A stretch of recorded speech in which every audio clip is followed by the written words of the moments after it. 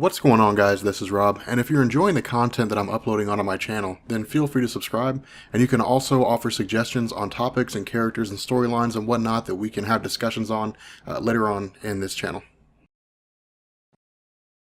Okay, so following the events of House of M, as we had talked about, the mutant population was at an all-time low. I mean, it was 198, somewhere along those lines. I want to say that later on, Marvel basically adjusted the number to like 300 or something along those lines, but the fact remains, it's pretty low. Like, it's much, much lower than it was before. But the question that a lot of people had is, where do you go from here? Specifically, Ego Raptor had asked that question. Where do you go from here after the events of House of M? Okay, so one of the big issues that Marvel had going up into House of M is that they had so many X-Men publications. You had Astonishing X-Men, New X-Men, X-Men Volume 2, you had Uncanny X-Men, you had X-Force, XFactor, you had all different kinds of things that were going on. And so what Marvel did is they used the post-House of M landscape and Decimation to consolidate the number down, because you just really couldn't have XFactor. You know, I guess you could, but XFactor wasn't as good. I mean, it was basically like multiple man's investigation thing. It was like an X-Men investigative team working out of Mutant Town. I mean, it wasn't really that great of a story. It was interesting, but it wasn't wildly good. But the cool thing is what Marvel did is they basically launched a whole litany of mini-series.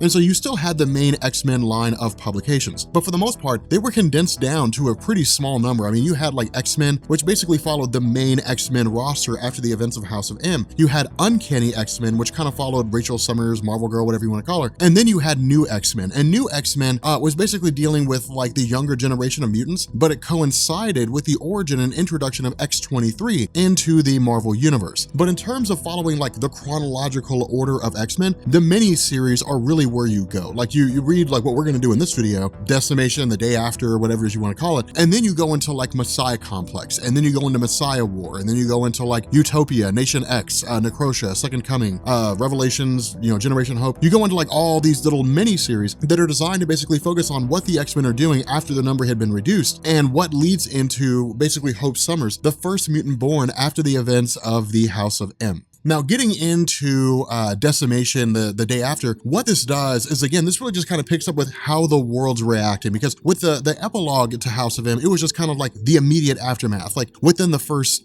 20 minutes of the House of M basically ending, and what people were doing. What this does is it shows us the rest of the world in addition to the X-Men. So it's actually really kind of cool. But remember, within Marvel Comics, you had a place called Mutant Town. And Mutant Town was basically like the poor realm of where mutants stayed. A lot of villains stayed there. It was really just like a poorer place. And you have those in Marvel Comics. For example, you have like Alphabet City, which is a really poor part of New York. You just have these little areas here and there where mutants congregate. You have the Morlocks down below in the city, in the sewers of New York. But the idea here is that with so many mutants losing their powers, it's absolute panic. A lot of people are really just starting to freak out over what's happening, because no one really knows what the source of this is, and no one really knows how to deal with this. Not only that, there are really like a lot of people who are kind of capitalizing on this, in the sense that a lot of individuals, a lot of anti-mutant people out there in groups are using this as a way to basically target whatever mutants are left. And that was one of the interesting things about this, because it really presented like the best opportunity, right? I mean, prior to the events of House of M, mutants numbered in the millions, some of whom's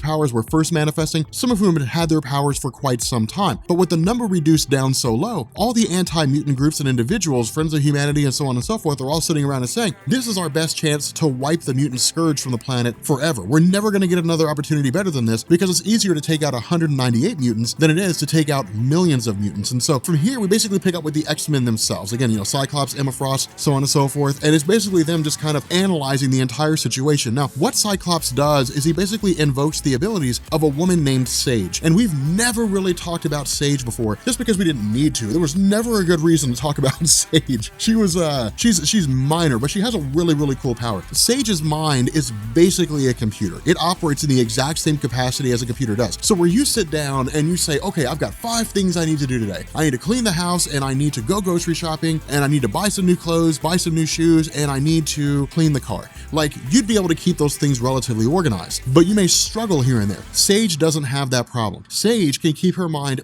perfectly organized. Not only that, she can take in a massive amount of data and organize it and construct it to come to the best kind of conclusion on what the data represents. So she's literally a living computer, but her powers make her essential to the X-Men figuring this out, because what she can do is she can listen to all the news broadcasts. She can analyze all the data she sees on the internet. She can access all these different sources of information, and she can basically break them down on their most fundamental level level and come to a conclusion on what the most likely source of this is, as well as what number of mutants are left within the realm of Marvel Comics that still have their powers. Because keep in mind, almost no one, except for those individuals who are part of House of M and retain their memories, almost no one knows that the Scarlet Witch did this. And so for Emma Frost and Cyclops, they're kind of walking in this weird situation, because on one half they can say, like, Scarlet Witch did it, Scarlet Witch is the reason why this happened. But on the other hand, if they do, and people learn all this happened because there's one mutant that has the ability to warp reality on such a scale that they can change the entire landscape of the planet Earth, well then suddenly those remaining 198 mutants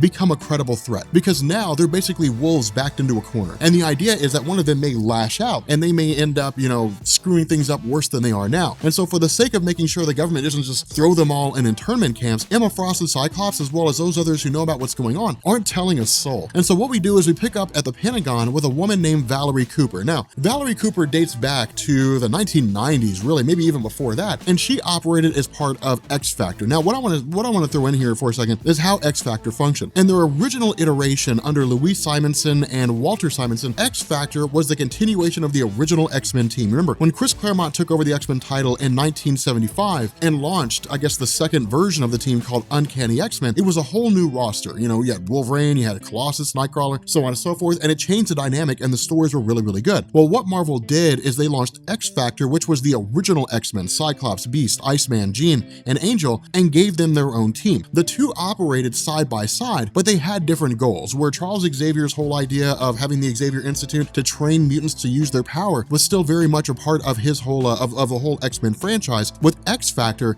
it was the original X-Men masquerading as mutant hunters and then grabbing those mutants and taking them to the Xavier Institute so that humanity wouldn't persecute them. That was one part of their whole thing. Now, X-Factor had their own line of stories. That's where you ran into like the introduction of Apocalypse, and it was really, really cool, to see a lot of those things begin to unfold. But going from from the time that the X-Men team was kind of rolled over, I guess X-Factor and the traditional X-Men were rolled over into a singular team, the X-Factor concept continued, except it was basically a government-sanctioned superhero team, and that's where you got into the idea of like Polaris, Havoc, Strong Guy, that particular roster of X-Factor. But in order to have them operate with the government, there was a liaison, and there were a couple of them. One of them was Forge, and then another one was Valerie Cooper. And I want to say that Valerie Cooper came after Forge, but the idea here is that she's basically a liaison to the mutant population. And what we find out by virtue of her meeting with the Pentagon is that the Office of National Emergency has been mobilized. Now, the Office of National Emergency is exactly what it sounds like. It's literally just an Office of National Emergency. It's designed to respond in times of crisis. So think of it as like a Marvel Comics version of FEMA. The difference here is that the Office of National Emergency, the military branch, has been mobilized for the purpose of basically locking down mutants, for responding to the mutant threat on a global scale. And so while it doesn't mean they're going to be taking mutants into like internment camps, it does mean they're going to serve as somewhat of both a jailer and a protector, in the sense that mutants aren't really going to be allowed to leave, but no one can come in and hurt them anyway. So it kind of puts mutants in a state of flux. And what this was Marvel basically taking the mutant population, sitting it down, taking the X-Men, sitting them down and saying, okay, we're basically just going to kind of keep them here until we can figure out what to do next. Because keep in mind, Marvel had Civil War coming down the pipe. And so the idea was Marvel was focusing on Civil War and then going into the aftermath to the death of Captain America, the Initiative, and so on and so forth, and then going into the X-Men stories, following all that stuff that followed out. And so again, picking up with this fallout, with this response, it's really just kind of Cyclops reaching out to almost everyone he can. Because remember, because of the fact that the Xavier Institute was such a core part of the X-Men universe, and because almost everybody out there who's associated with the X-Men was in some form or fashion part of the Xavier Institute in the first place, it's basically Cyclops and the X-Men operating as this central hub. They're reaching out to everybody. They reach out to Jamie Madrox, Multiple Man, who of course is one of the people that maintain his abilities, but is also Emma Frost dealing with the fallout of this, in the sense that it's everything that they fought for has come crashing down. The entire basis behind the Xavier Institute was to give mutants a safe place, but if there's no Xavier Institute, there's no reason for them to be there. Now again, this sets the stage for things to come. For example, we'll actually pick up later on with a story called Utopia, and Utopia actually takes place during Dark Reign, when Norman Osborn becomes director of S.H.I.E.L.D. after Tony Stark is kicked out following the events of Civil War and Secret Invasion, and that leads into the X-Men basically abandoning the continental United States, taking up residence on an island off the coast of San Francisco, and then shutting down the Xavier Institute. So it kind of gets into a cool situation here. But the idea is that, again, it's really everybody just kind of panicking striking, but not everyone views things the same way. Keep in mind that Storm is still with Black Panther at the moment. Their relationship is still as strong as it ever was, and it's actually leading up to their marriage during the events of Civil War. But with Storm staying in Wakanda, she basically tells Cyclops, look, this is a global issue. This is not a, Westchester, New York issue. You should basically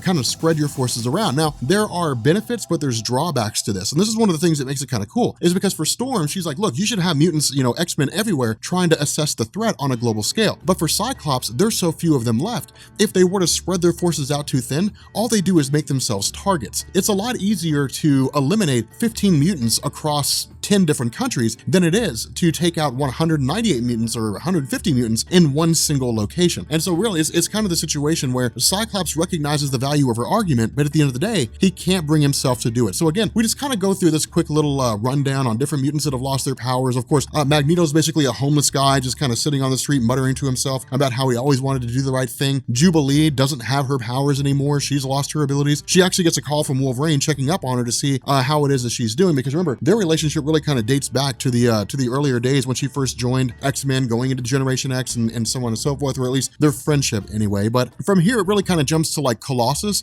And of course, we learn Colossus still has his powers. And that's one of the things that I hope you guys notice here. When it comes to the mutants who maintain their abilities and the mutants who lost their abilities, the ones who remain, who kept their powers are for the most part the most popular ones. Nobody wants to read a story about Cyclops where he doesn't have any powers. People want to read stories about Cyclops where he's able to blow holes in walls and different things like that. It always makes things kind of cool. The same thing with Colossus. Not only that, keep in mind, this comes out of Astonishing X-Men. So where Colossus died in 1997, I think it was, when the legacy virus was killing mutants all over the place and someone had to ingest it, sacrifice their life so a cure could be made, Colossus was brought back by Joss Whedon during the first run, I think, of Astonishing X-Men. So it wouldn't make any sense to kill him off in 1997, bring him back in 2004, and then take away his powers in the same year. It wouldn't make any sense to do that. Fans would have been pissed because so many fans were so hyped to see him return. But what we're also seeing here is the fact that there are a lot of mutants out there who view the Xavier Institute as a safe haven. Now, what this does is set the stage for the 198. And what this does is basically kind of turn the Xavier Institute into this place where everybody can take up refuge. It's one of the reasons why, if you guys start going through and you just kind of glimpse older comics coming out of Decimation, where it's like there's all these mutants that are staying in the Xavier Institute, that's what it turns into. Cyclops turns the place into a safe haven where it's like, if you're one of the remaining 198 mutants that are out there, come to the Xavier Institute and we'll keep you safe. Now, of course, one of the things that it also shows us is that there are individuals who are hunting mutants down and trying to eliminate them. Now, of course, Wolverine and Colossus jump into the fray. They save a handful of these Morlocks, some of the individuals who are trying to keep themselves safe. But as this begins to wrap up, this leads into this joint venture whereby we basically have these Sentinels under the control of the Office of National Emergency arriving at the Xavier Institute. And again, they turn into jailers as well as protectors in the sense that they're there to make sure that no one can attack the X-Men. But it is a grudging alliance. The X-Men don't want to feel like they're prisoners, and while they look at the Sentinels as protectors, they also look at them as jailers. The Sentinels are like, no one comes, no one goes. This place is basically a black hole on the planet Earth. This is a refuge for mutants. You can't leave, but you can't come in. It creates kind of an interesting situation, and so this is why Cyclops, or one of the reasons why he turns the Xavier Institute into a refuge. He says, hey, look, we just gotta kind of deal, we got to deal with the hand that's dealt us, and in the end, if they're here to protect us and to make sure that no one can get in or get out, then at the very least, they'll let what remains of the mutant population in, but no humans will be allowed to get in here. Now, at this point, things begin to kind of spiral out into miniseries. That's why this is kind of like a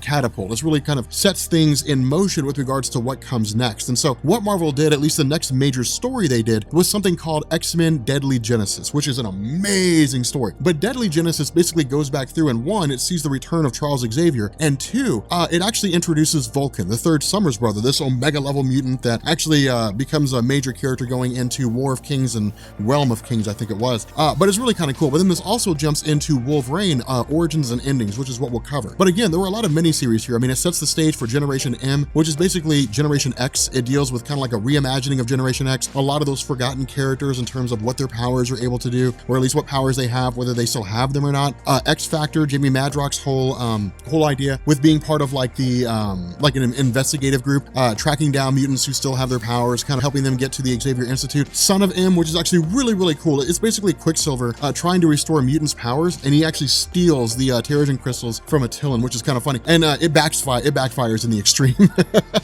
But it's really kind of cool. Again, these are a lot of the mini-series that were coming down the pipe with regards to the X-Men franchise. But if you guys are new here to Comics Explained, make sure you hit the sub button to become part of the Rob hardcore. If you guys enjoyed this video, make sure you drop a like, and yeah, leave a comment down below, because I'm kind of curious, is this helping you guys understand? Because the whole basis behind this is, one, because I think it's interesting. I don't really see it as something that I want to be insanely popular. I mean, it's cool if it is, but this is really just designed to kind of help answer questions that you guys have with regards to what's going on with the X-Men after the events of House of M. Where do you go after the events of House of M, and the things that take place leading up to all new, all different Marvel with regards to the X-Men themselves. But let me know down in the comments if this helps you guys at all. Hopefully it does. And yeah, I will catch you all later.